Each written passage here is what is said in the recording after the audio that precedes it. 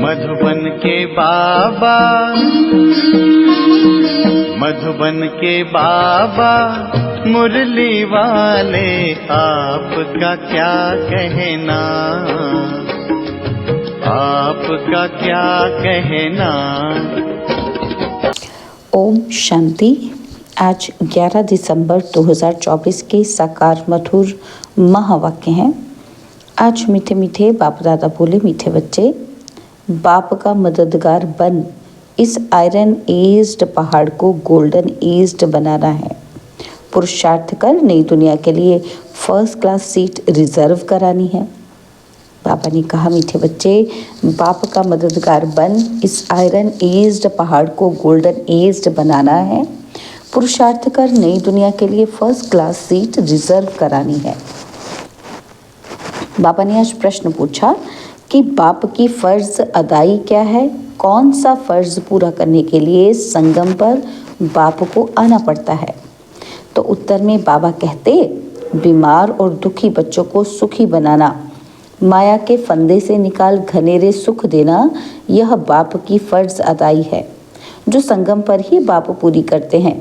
बाबा कहते, मैं आया हूँ तुम सबका मर्ज मिटाने, सब पर कृपा करने। अब पुरुषार्थ कर 21 जन्मों के लिए अपनी ऊंची तकदीर बना लो।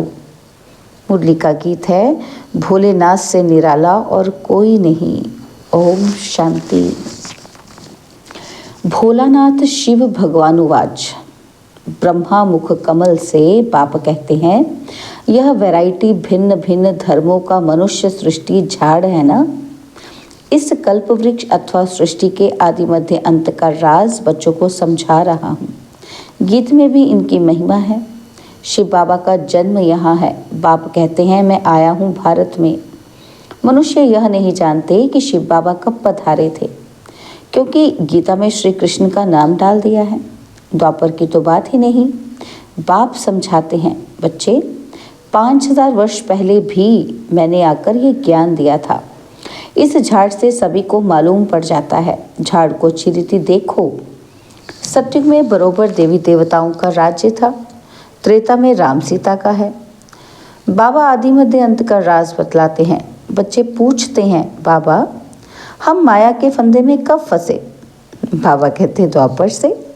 नंबरवार फिर दूसरे धर्म आते हैं, तो हिसाब लगाने से समझ सकते हैं कि इस दुनिया में हम फिर से कब आएंगे। शिव बाबा कहते हैं, मैं 5000 वर्ष बाद आया हूँ संगम पर अपना फर्ज निभाने। सभी जो भी मनुष्य मात्र हैं सभी दुखी हैं, उनमें भी खास भारतवासी। ड्रामा अनुसार भारत को ही मैं सुखी बनाता हूँ। बाप का फर्ज होता है बच्चे बीमार पड़े तो उनकी दवा दरमल करना। यह तो बहुत बड़ी बीमारी। सभी बीमारियों का मूल ये 5 विकार हैं। बच्चे पूछते हैं कि ये कब से शुरू हुए। बाबा कहते हैं, द्वापर से। रावण की बात समझानी है। रावण को कोई देखा नहीं जाता, बुद्धि से समझा जाता है। तो बाप को भी बुद्धि से जाना जाता है। आत्मा मन बुद्धि सहित है। आत्मा जानती है कि हमारा बाप परमात्मा है। दुख सुख लेप शेप में आत्मा आती है। तो जब शरीर है तो आत्मा को दुख होता है। ऐसे नहीं कहते कि मुझ परमात्मा को दुखी मत करो। बाप भी समझाते हैं कि मेरा भी पाठ है। कल्प कल्प संगम पर आकर मैं पाठ बजाता हूँ। जिन बच्चों को मैंने सुख में भेजा था वो अब दुखी बन पड़े हैं, इसलिए फिर ड्रामा अनुसार मुझे आना पड़ता है। बाकी कच्छ मच्छ अवतार ये बातें हैं नहीं। कहते हैं परशुराम ने कुल्हाड़ा ले क्षत्रियों को मारा।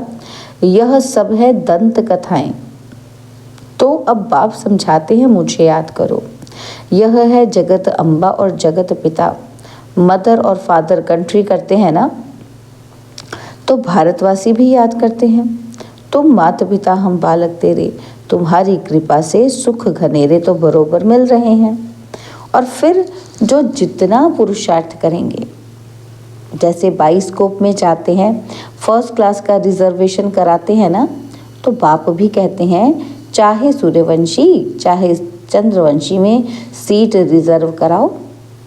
जितना जो पुरुषार्थ करे उतना पद पा सकते हैं।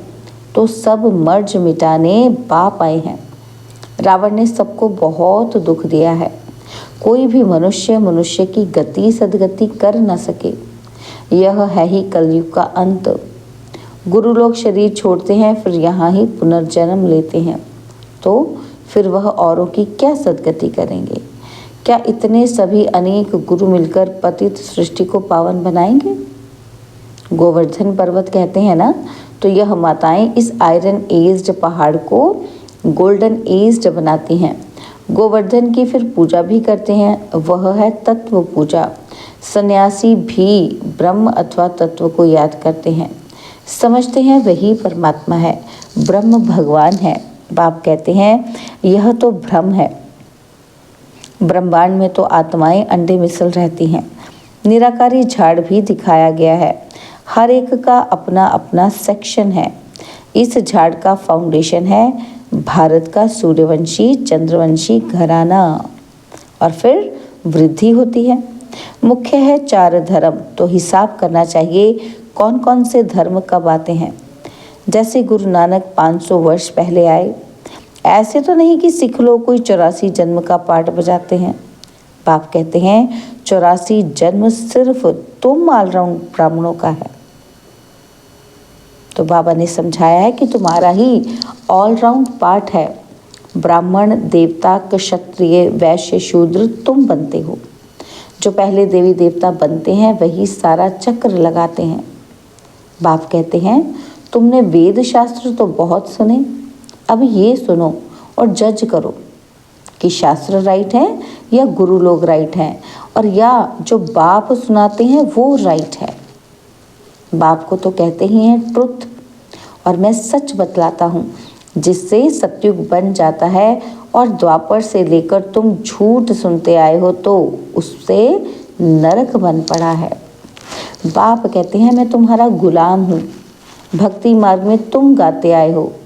क्या गाया तुम बच्चों ने कि मैं गुलाम तेरा मैं गुलाम। तो अभी मैं तुम बच्चों की सेवा में आया हूँ। बाप को निराकारी निरहंकारी गाया जाता है। तो बाप कहते हैं मेरा फर्ज है तुम बच्चों को सदा सुखी बनाना। गीत में भी है ना कि अगम निगम का भेद खोलो। बाकी डमरू आदि बजाने की कोई बात नहीं है। यह तो आदि मध्य अंत का सारा समाचार सुनाते हैं। बाबा कहते हैं तुम सभी बच्चे एक्टर्स हो, और मैं इस समय करण करावन हार हूँ। मैं इनसे स्थापना करवाता हूँ। किससे? ब्रह्मा से। बाकी गीता में जो कुछ लिखा है वह तो है नहीं। अभी तो प्रैक्टिकल बात है ना, तो बच्चों को ये सहज ज्ञान और सहज योग सिखलाता हूँ, योग लगवाता हूँ। कहा है ना योग लगवाने वाले, झोली भरने वाले, मर्ज मिटाने वाले। तो गीता का भी पूरा अर्थ समझाते हैं। योग सिखलाता हूँ और सिखलवाता भी हूँ। क्या करते हैं बच्चे? योग सीखकर फिर औरों को सिखलाते हैं ना। तो कहते हैं योग से हमारी ज्योत जगाने वाले। तो ऐसे गीत भी कोई घर में बैठकर सुने तो सारा ही दिन ज्ञान बुद्धि में चक्र लगाएगा। बाप की याद से वर्षे का भी नशा चढ़ेगा। सिर्फ परमात्मा और भगवान कहने से मुख मीठा नहीं होता। बाबा माना ही वर्षा। तो अब तुम बच्चे बाबा से आदि मध्य अंत का ज्ञान सुनकर फिर औरों को सुनाते हो। इसे ही शंख ध्वनि कहा जाता है। तुमको कोई पुस्तक आदि हाथ में नहीं है, बच्चों को तो सिर्फ धारणा करनी होती है। तुम हो सच्चे रूहानी ब्राह्मण, रूहानी बाप के बच्चे। सच्ची गीता से भारत स्वर्ग बनता है, वह तो सिर्फ कथाएं बैठ बनाई है। तुम सब पार्वतियाँ हो, तुमको ये अमर कथा सुना रहा हूँ। तुम सब द्रौपदियाँ हो, वहाँ कोई नग्न होते नहीं। कहते हैं तब बच्चे पैदा कैसे होंगे? अरे है ही निर्विकारी, तो विकार की बात कैसे हो सकती? तुम समझ नहीं सकेंगे कि योग बल से बच्चे कैसे पैदा होंगे। तुम तो आर्ग्यू करेंगे, परंतु यह तो शास्त्रों की बातें हैं ना। वह है ही संपूर्ण निर्विकारी दुनिया, यह है विकारी दुनिया। तो बाबा कहते हैं मैं जानता हूँ कि ड्रामा अनुसार माया फिर तुमको दुखी करेगी और मैं कल्प कल्प अपना फर्ज पालन करने आ जाता हूँ। कहते हैं कल्प पहले वाले सिकिलदे ही आकर अपना फर्ज लेंगे, आसार भी दिखाते हैं। यह वही महाभारत लड़ाई है। तुम्हें फिर से देवी देवता अथवा स्वर्ग का मालिक बनने का पुरुषार्थ करना है। इसमें स्थूल लड़ाई की कोई बात नहीं है, ना असुरों व देवताओं की लड़ाई ही हुई है। वहाँ तो माया ही नहीं जो लड़ाए। आधा कल्प ना कोई लड़ाई, ना कोई बीमारी, ना दुख, ना अशांति। अरे वहाँ तो सदैव सुख बहार ही बहार रहती है। हॉस्पिटल होती नहीं, बाकी स्कूल में पढ़ना तो होता ही है।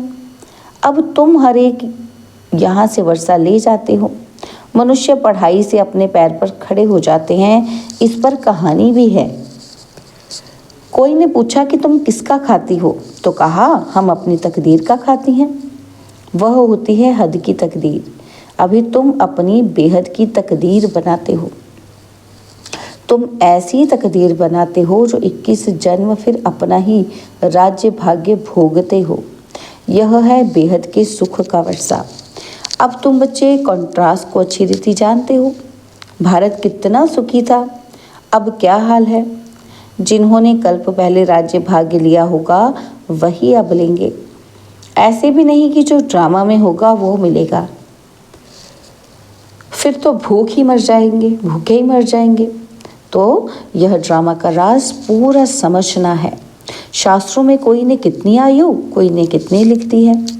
अनेका अनेक मतांतर हैं। कोई फिर कहते हैं कि हम तो सदा सुखी हैं ही।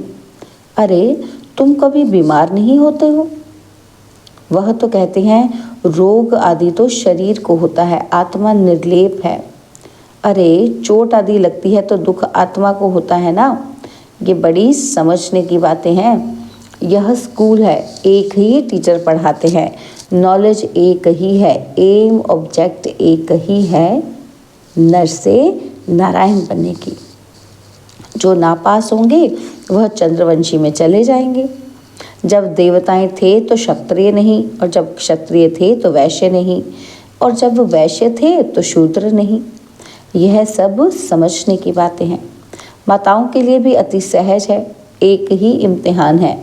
ऐसे भी मत समझो कि देरी से आने वाले कैसे पढ़ेंगे, लेकिन अभी तो नए तीखे जा रहे हैं, प्रैक्टिकल में है। बाकी माया रावण का कोई रूप नहीं कहेंगे, इनमें काम का भूत है। बाकी रावण का कोई बुत या शरीर तो नहीं है।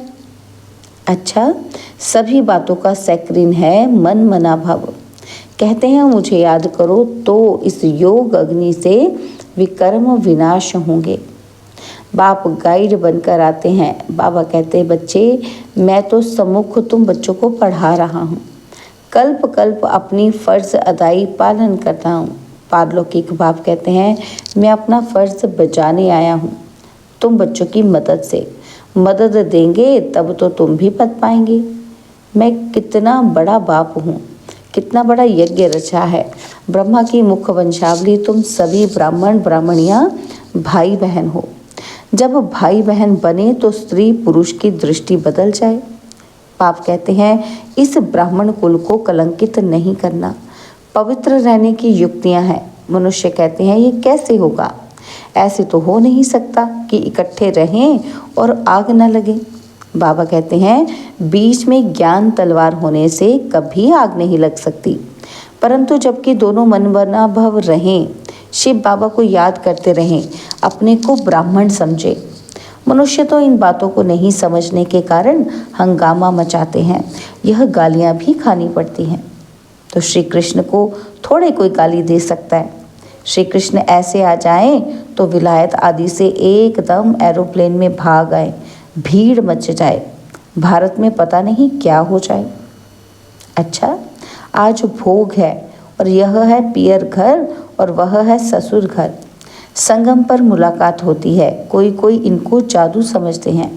बाबा ने समझाया है कि ये साक्षात्कार क्या है, भक्ति मार्ग में कैसे साक्षात्कार होते हैं, इनमें संशय बुद्धि नहीं होना है। यह रस्म रिवाज है।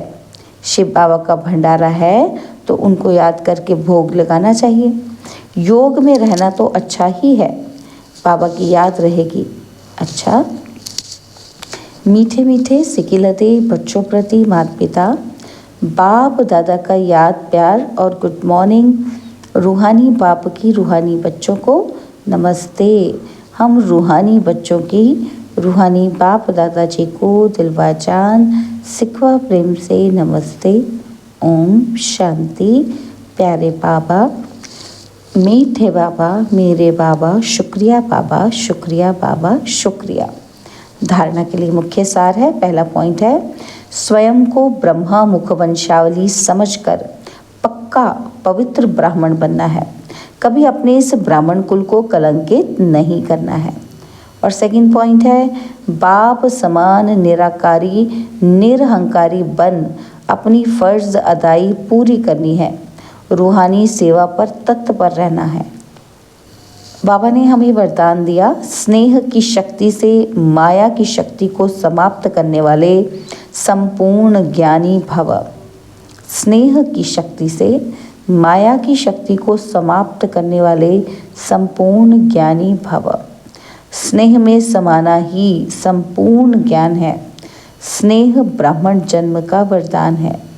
संगम युग पर स्नेह का सागर स्नेह के हीरे मोतियों की थालियां भरकर दे रहे हैं। तो स्नेह में संपन्न बनो।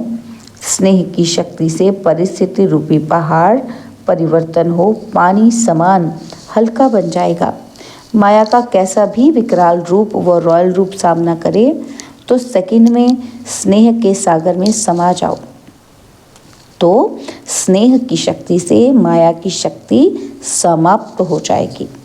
स्लोगन है, तन मन धन मन वाणी और कर्म से बाप के कर्तव्य में सदा सहयोगी ही योगी हैं।